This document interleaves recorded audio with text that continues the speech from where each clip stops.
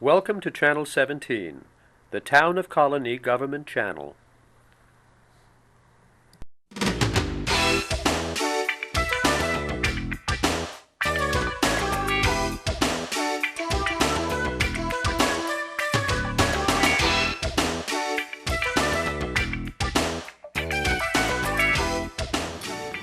Hello and welcome to The Money Factor. I'm Richard Naylor, your host. Memory and paying attention are vital business skills. Today, to address some of those problems that we have surrounding attention, our guest, Joseph Cardillo, is a professor and author of Can I Have Your Attention, who was on our show before, and we invited him back to talk more about business. I want to welcome you back, Joe. Thank you. Thank you for having me. The last time you were here, we covered more of the dynamics of attention, some of your experiences in developing your book, which I want to plug. Can I Have Your Attention? Thank you. And the library, it will be in the library's collection, so people can get the title straight if they want to. And so this time we thought, let's cover it more just from a business standpoint, because at the end of the last show, we started getting into some of the business aspects, and attention is a very critical issue for business, and when we start going into it a little more, then we see how it's sometimes at the basis of many either good results or problems. Yes, it is. So let's start out, and we can kind of deal with a couple of really specific issues so people can get an idea of what we're talking about. Let's say I go to an event and somebody says, "Hi, I'm Joe Cardillo," and I'm thinking about what I want to say, and the next thing I know, I forgot whether it was Joe or Bill or what. A very common issue with all of us, really. One of the things you can do is to just, as soon as to train yourself that when people say their name, to just say it over in your own mind. Hear yourself actually saying it. And I guess what that's doing, it's fighting something else going on, and because I also want to be thinking about what do I want to say. Absolutely, and then it'll put that in the forefront and leave it there for a while for you. Right. So how do we balance the two issues of I'm thinking, I want to be participating, and yet I need to be listening? Well, I think that, and then again, as we said before, that attention is a skill, and because it's a skill, the more we practice it, the better we'll get at its various components. So, things might be a little slow at first, but they'll pick up for us all as we continue to practice. But one of the things that we can do is when we get into a situation in which we're having a discussion is to try to practice on the fly during the discussion what it is that our goal is going to be for that discussion. And if your first goal is to try to remember the person's name, then say that and put it in the forefront of your memory. And then, quickly try to reassess in your own mind what it is that the goal for the conversation is, and then keep it there. That makes sense to me. We're trained to have an elevator speech. In other words, we should know by heart something that we might want and what we want to say. So I really shouldn't have to think about that at that point. I should really just relax and focus on the other person. And then what problem do I have if I'm really thinking, okay, Joe. Well, see, things can happen. Anything that disrupts your train of thought then can sort of derail you and take you off task. So I guess I see somebody else out of the corner of my eye who wants to talk to me. Could do it. Yeah. Could do it. And once you're off task, you might stay off task. And one of the things that becomes involved in that situation then is anxiety, and then as anxiety builds up, then you start to freeze and you start to lose sight of your goal or your mission. And of course, as you say that, I'm thinking of the most extreme cases, but I'm sure that's not what you're thinking of. It's not that I'm suddenly going to be speechless, it's just that I'm not very effective at remembering a person's name and being in the moment. Right, and if that throws you off, then it's going to throw off everything else as it continues. I've always thought that multitasking is a really bad idea, even though I know in your book you talk about how so many things are happening at the same time, and whether we like it or not, we're driving the car, we have to be, in a way, multitasking, just doing one thing, because so many things are happening around us. But what do you think about multitasking? Some people talk about it as a badge of honor, and I think, to me, my definition is doing many things poorly as opposed to one thing well.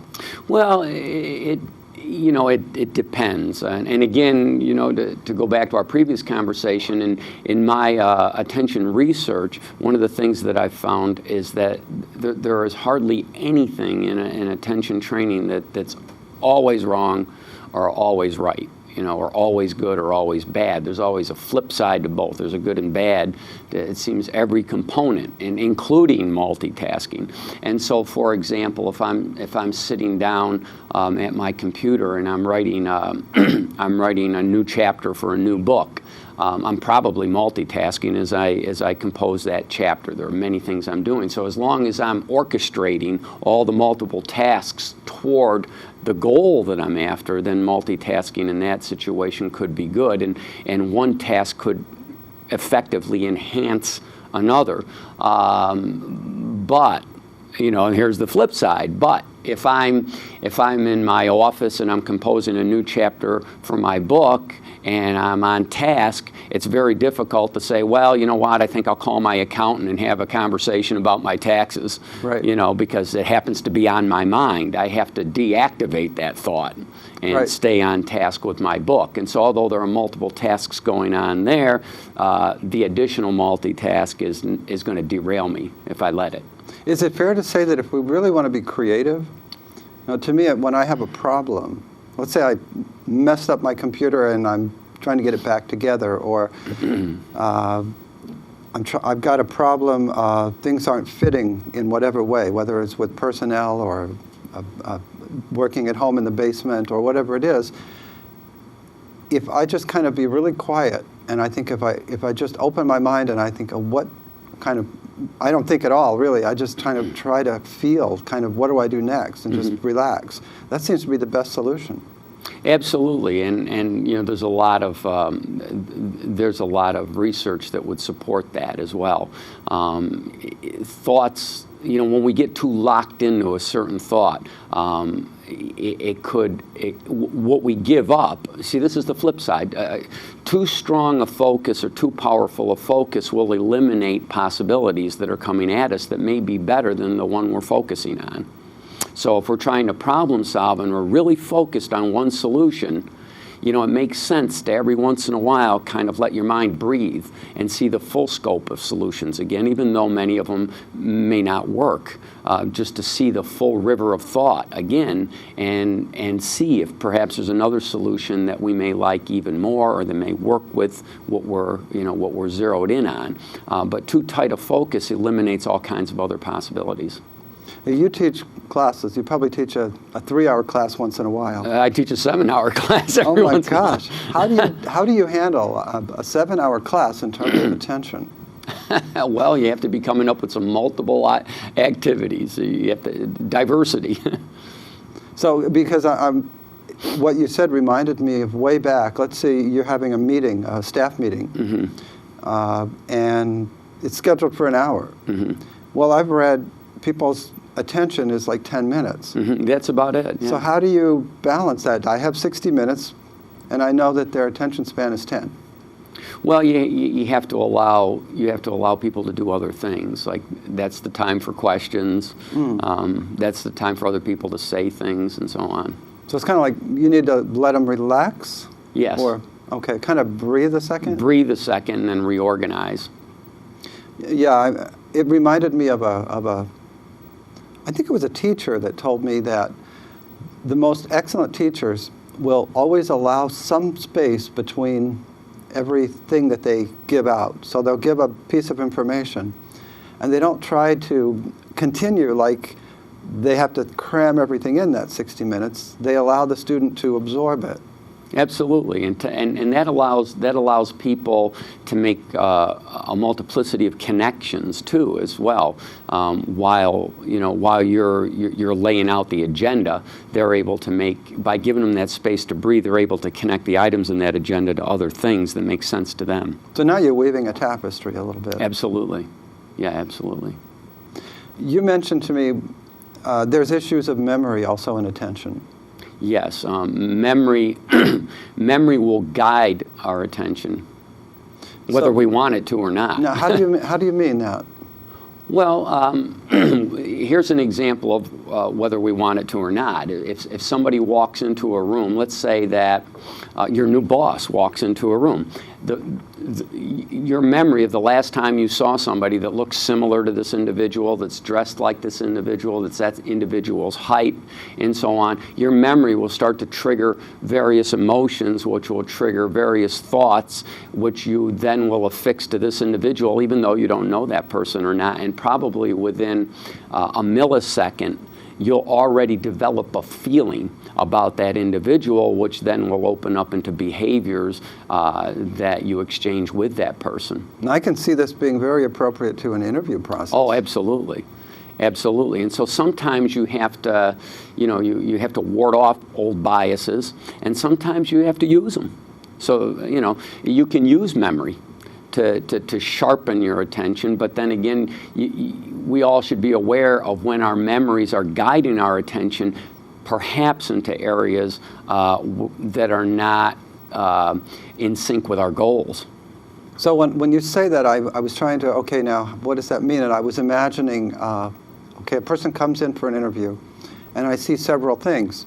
One is they're wearing, I shouldn't say a nose ring or something. That's totally inappropriate for an interview, and I think I would have every reason to not want them. Let's say they're another race, and I may have had prejudices of one kind or another in that situation.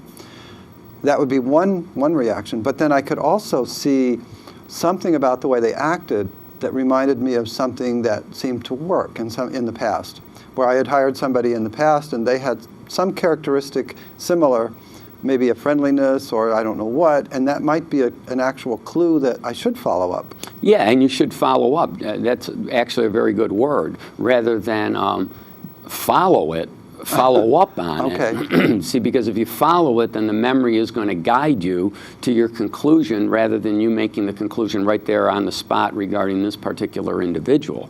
I really like that reference to follow up, and then you could put together a series of questions, say in an interview situation, that would indicate whether your conclusion is correct, that this is a character trait that you would enjoy and that would be appropriate for the job.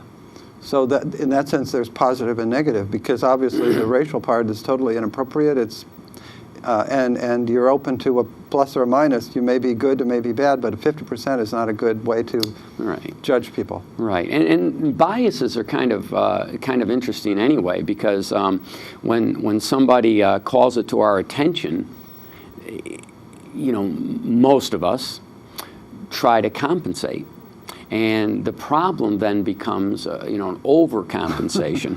An overcompensation with that sort of thing. Like, for example, if somebody calls it to my attention that I've been teaching a certain author a lot in one of my classes, and don't you think you should have a little more variety, Mr. Cardillo? Okay.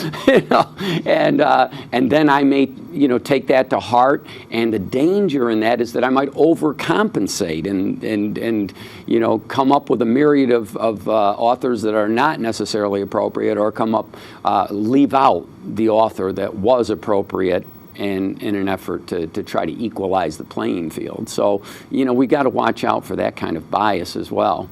My book addresses a lot of issues regarding how various biases affect us. And by biased information, I also mean, for example, like let's say that I'm looking at a magazine that's got runway models in it. And then I look at myself in the mirror. The way the brain works, when you look at yourself in the mirror, because we're all average-looking people, and we've been looking at runway models, and when we look in the mirror, we're going to see something below average.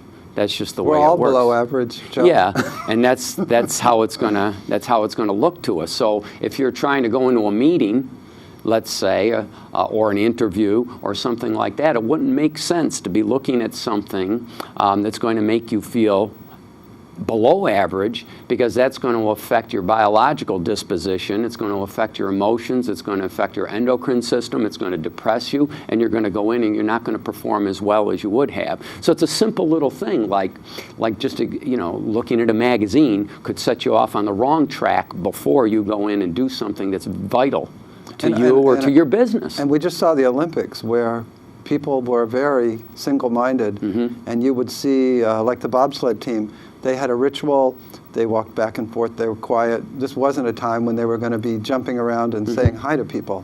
Right. And other situations that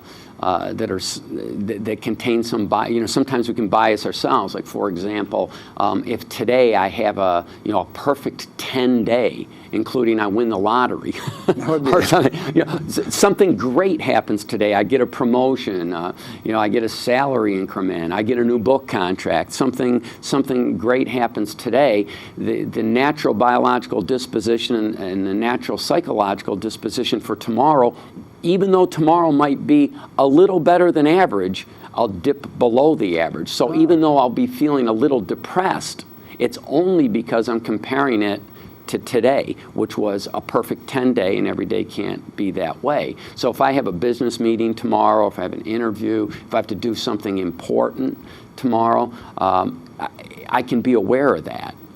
I can be aware of it even before tomorrow. I can tell myself, look, you've got this coming up. Let's stay on task. It can't be like today. You talk about chemicals, and in a way it makes us feel, I think, that we don't have control, and yet the whole point of your book is how to gain control.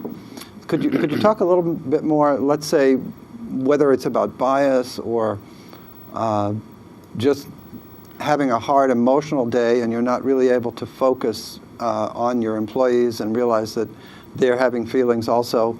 How do you control these chemicals when we get set off one way or the other? Well, for one thing, we get set off very quickly, in a millisecond. That's how quickly, our hormones can set us off and derail our attention. If we're having a day that's not so good, it lands us in a mood. It can take our attention not only off our goals, but off our employees and create other problems as well. And so one of the things that I suggest in my book is becoming more aware, and again, it takes time. As soon as you start practicing this, you get better at it. And then the more you practice it, the better you get. But one of the things that I suggest in the book is to become more sensitive, more aware to the positive aspects of each mood that we find ourselves in, and also the negative aspects of each mood. Most of us are aware of the negative aspects. When I get angry, this is likely to happen. When I'm depressed, this is likely to happen. But one of the aspects of how our emotions and our endocrine system affect us that I get into in the book is how when we're in a negative mood, we can actually spin that and use it for good things. Example? We talked about this a lot last time, and I can give you a very good example of this. Many people indicate that when they are in depressed moods or when they are in a lull, they are better listeners than they are talkers. And so it's a good time to do listening and more careful listening, and it's not a good time necessarily to do the majority of the talking. But one thing that you want to keep in mind, that when you use your emotions intelligently this way, that what's going to happen is let's say that you are in a lull. As you start to use the lull for a positive effect, that positive effect will spin you out of the lull. That's the beauty of it. So you're kind of gaining on both ends. That sounds good. Yeah. Attention goes through everything. Can a group have? I guess how do you get a group's attention? You're having a meeting. Absolutely. A group can have a sort of unified attention. one of my favorite examples of that is how no matter where we go on the planet, every society uses music to direct an audience's attention. You think of so many events, from graduations, Presidents entering, weddings, you name it, and the coordinators of these events use music not only to catch and direct people's attention, but also to direct their mood and put that in the right place. So now you've got a whole group mood in the right place. Baseball games are great for this. The music you hear in the background. Olympics, when they show you all the winners last night. Absolutely. Absolutely. Yeah. So, you can guide a group's attention. And, one of the best ways to do it is with the unexpected. The unexpected will catch an entire group's attention very, very quickly. And, we talk about this in some of my writing classes, because part of our objective is to learn how to catch audiences' attention. If the lights suddenly went out in here, everybody in this room would suddenly be very attentive to the same exact thing. Right. If some real bright light flashed in a corner, we'd all be attentive to the same thing. And if somebody ran out in the hallway and yelled at the top of their lungs right now, we'd all be looking out toward the hallway to see who that individual is. Right. So the unexpected is a great way to catch people's attention. And we can do this in various ways, with images, with sound. We can do it with interesting and sometimes bizarre statistics, extreme statistics. One of the ways that I suggest to various groups, one of the methods I suggest that they can follow up on and learn a lot about is to watch how news bites catch people's attention. Partial news bites. Right before commercials. As much come as in. I hate that. Yeah, that's right. Right, and they will start off with dog catches man. Yeah. And then Absolutely. You want to find out what happened. Absolutely. Yeah. So let's see some other things. What about issues of eating? I mean, does that throw us off for a day? Getting a good breakfast, is that trivial, or is that something that really is important to discuss? That's real. That's real, and I'm recently involved in a joint research project with some people who are nutritionists, and we're taking a look at how nutrition affects not only focus and attention but our complete neurology, and research indicates that nutrition is very important. One thing I found out, and we had talked about earlier, that I'd heard this before, but research shows that, for example, eating a lot of protein before you have to do something which is going to require a lot of cognitive power, a lot of focus, and a lot of attention is not necessarily a good idea. And I think long distance runners have known that for a long time. Oh, sure. Yeah. Anything else? Visualization. This is something that probably the first self-help book we ever read, one of the Zig Ziglar or some of the old-time books where you're trying to have a positive outlook and then imagine what you want. Does that really play a role, or is that... No, visualization is real, and there've been a lot of laboratory experiments to show that it works. And it works pretty much just like, all the books that you've referenced, indicate it does. The one thing I can add to this is that when you're visualizing something that you'd like to achieve, one of the things that you need to be paying attention to or focus on are the procedures that you're using to achieve your goal. For example, I was doing a radio talk show a couple of months ago, and somebody had mentioned that they said, well, every time I play basketball, I visualize the ball going through the hoop, and it never goes through the hoop. How come?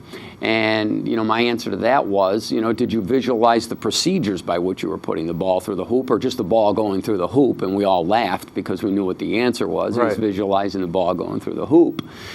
So you've really got to try to zero in on the procedures that you're using for the goal that you're trying to achieve. Part one. Part two of the visualization process is that you have to visualize it over and over again, and the reason for that is because what you're trying to do is you're trying to build up a behavior, a procedure in your brain to the level of habit. And once we build up an activity to the level of habit, it will trigger in a millisecond. And so we'll be able to do it. When the situation arises in real life, we'll be able to do it the way we've been visualizing it for the most part. Let's go a little deeper in that. We have the extreme case. You have the case where somebody foolishly thinks that just by visualizing themselves in a Porsche or winning the lottery, that's the silliest one, that they're going to win the lottery. On the other hand, there's a lot of people making money preaching that right now. It can be fun, right? It's fun to imagine yourself in the Porsche, but it could keep you from getting there because you'll be wasting your time. I agree. So that's the extreme. The in-between is you're visualizing the steps. Yes. But now, how do you make the distinction between the right steps and the wrong steps? How do you learn the right steps? Well, I think that it depends probably on what we're trying to do.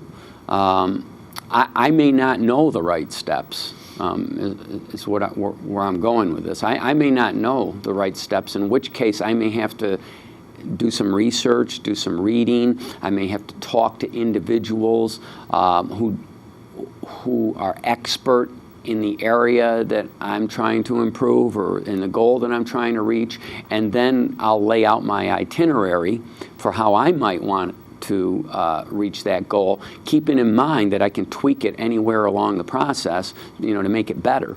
And to make it more individualized for myself. So if I know what the right steps are, well, then it's not so hard. Right. I just link my goals together, right, and and start going one goal at a time until I reach the bigger goal. But in many instances, we may not know what all the steps are, and we have to rely on other sources. I discover this. All the time when I talk to individuals who want to publish books, for example, and they may even know how to write a book, but they don't know what to do after that. And so they could visualize, the published book over and over again, but it's not going to get them very far unless they know what the steps are to publication after you've written a text. So can we get to the purpose of the visualization? We know that you can't just visualize the end step. You've got to get through it. And I'm imagining that in basketball, there's muscle memory involved. Mm-hmm. So imagining doesn't teach your muscles a darn thing. You need that feedback, I think. So it may be a little different than when you're imagining yourself writing a book where you learn about the steps, and now you get yourself to do them. And like you said, you already know how to do a step, mm-hmm, because you've learned how to, you can, mm-hmm, write a letter. Mm-hmm. You don't have to get muscle memory to write a letter, mm-hmm, but you need to realize you've got all these steps to go through. And, mm-hmm, and once you've learned what the steps are, and you already know how to do the individual steps, they're broken down fine. That seems to make that much simpler and more clear to me, the way you explain that. Yeah, and for different projects or different goals, we're going to have we're going to be more skillful on the little steps that are required to accomplish the major goal. For other goals, we're going to be less skillful. And then we have to learn. We have to learn. Just like, if you were just starting to play basketball, you'd have to develop, the necessary muscles and the necessary movements and all that, so that then when you visualize what it is that you're trying to do, you can coordinate all that. But if you're already a skilled basketball player, you could do the visualization and just go do it. Right, right. Maybe we're getting close on time, but another major thing that people in business do, they try to plan. We've got lots of different systems, 1, 2, 3s and lists and checklists and all kinds of things. Any tips on how to use these tools? What's the relationship between attention and time management? I think that I think that there's a real connection between visualization and time management, and also reflection, which is just like visualization in reverse. I think visualization segues very nicely into time management, in that you try to visualize what the task is that you're trying to perform and identify what's going to be required to accomplish this goal. In the visualization, at least as I practice it, I would also visualize what I've done in the past that doesn't work. I would also visualize what I've done in the past that does work, and how that might need to be tweaked for this particular goal, because it's probably not going to be identical. Then I would visualize things in my environment that would have to be inhibited for me to accomplish the goal. And then I would consider things in my environment, my external environment now, that I would want to activate in order to accomplish the goal. And another thing, if the goal involves other individuals, which many times it does. Business almost always. Almost always. Then in that case, I would always visualize not just what I need and what I want from the situation, but what those other individuals want, need, and also expect. And then I would try to merge all that into one plan with which I could accomplish this goal. But I wouldn't exclude the other individuals, what they need, what they want, and what they expect out of me. I think you've just merged two definitions of attention for me. I don't know if it's Webster's 1 and 2, but when you ask the question, can I have your attention? Now it's an abstract concept of looking at something and, I don't know, being open, whereas paying attention and thinking and just the attention to detail kind of a thing, where you're going through and you're giving a problem all the attention that it requires to solve the problem. Yeah, and that usually leaves us happy, and those around us somewhat happy as well. And I think that it's a constant movement from self to others. So it's a constant movement from self-awareness to being empathetic to what else is going on in my environment and to what other people in my environment need as well, and to try to merge those. I think that's a wonderful way to end the idea of empathy and the attention that we want to give to ourselves and others. Yes. So empathy is a wonderful word too. Absolutely. Thank you for coming back. I've learned quite a bit myself. Thank you. I want to thank you for watching. I hope you enjoyed the show. Joe's book is available at the library, or I assume through Amazon.com. Amazon or wherever books are sold. Can I Have Your Attention by Joe Cardillo.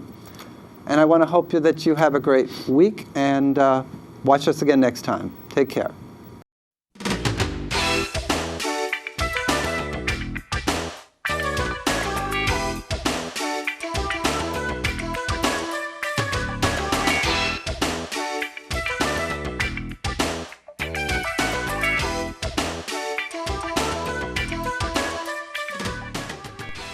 Welcome to Channel 17, the Town of Colonie Government Channel.